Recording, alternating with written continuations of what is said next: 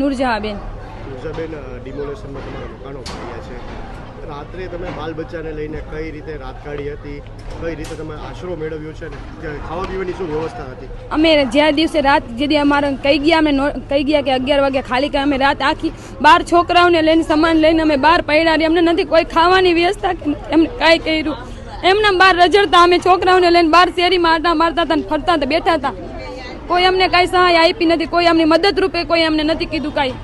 ગઈકાલે તમારા મકાન પાડ્યા હતા તો વૈકલ્પિક વ્યવસ્થા રાત્રે કે તમે રાત કાઢી હતી અને વૈકલ્પિક વ્યવસ્થા જમવાની કોઈ તમને તંત્રે કરી આપી નથી કરી આપી? ના, અમને કોઈ જમવાનું નથી આપ્યું કે નહીં કોઈ અમારી મદદ કરી. અમે એમને સહી છોકરાઓને અમે એમને સહી. કેટલા બાલ બચ્ચા છે તમારે?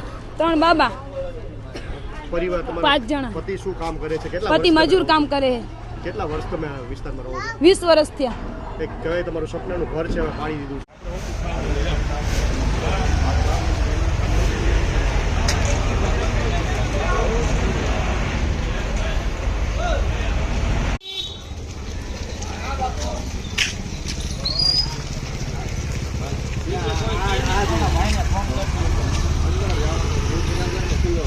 શું નામ તમારું? સિકંદરભાઈ, કેટલા વર્ષથી આ વિસ્તારમાં રહો છો? બાળપણ તમે આ વિસ્તારમાં તમારા ઘરમાં હવે જે જ મકાન છીનવાઈ રહ્યું છે?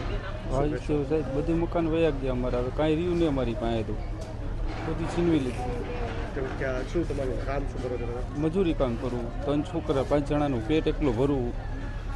કહેવાય ગઈકાલ જે તમારું મકાન પાડ્યું તો રાત્રે તમે કઈ રીતે રાત કાઢી હતી? સાહેબ આવી રીતના આખી રાત રજડતા કાઢી, કોઈ જાતનું ક્યાંય સહારો નથી મળતો, તો શું કરો? ટાણા મકાને ભાડે ક્યાંય નથી મળતા, ક્યાંય આશરો રાખી કોઈ જગ્યાએ મળતું નથી કાંઈ અમને. તો અમારે શું કરવાનું? આવી રીતના રખડા રાખી. તંત્રએ કોઈ ખાવા પીવાની ના, કોઈ જાતની કોઈ તંત્રની વ્યવસ્થા નથી અમને. તમારી શું માંગ છે?